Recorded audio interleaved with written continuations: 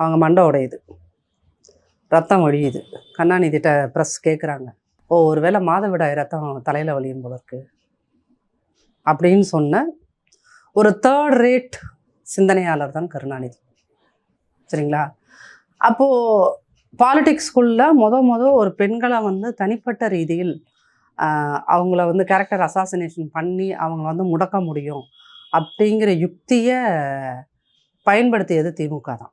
அப்போ இன்றைக்கி நயினா நாகேந்திரன்லாம் இப்படி பேசுகிறாருனோ இல்லை அவங்க கட்சியில் சிவாஜி கிருஷ்ணமூர்த்தி தண்டனை கோர்ட்டு தண்டனை கொடுத்துருக்கு இல்லையா, அந்த மாதிரியான ரொம்ப ரொம்ப சில்லறத்தனமான ஆட்களோ அவங்களாம் அப்படி பேசுகிறாங்க அப்படின்னீங்கன்னா அதுக்கெல்லாமே மூல விதை போட்டது கருணாநிதி.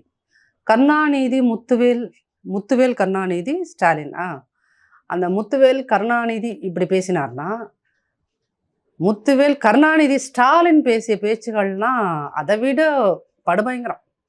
அவர் மோடி 2014 என்று நினைக்கிறேன், மோடி அவர்கள் அம்மா சந்திக்கிறாரு அவரோட போயஸ் கார்டனில். அதை தவறாக சித்தரித்து பேசியவர் யார்? முத்துவேல் கருணாநிதி ஸ்டாலின்.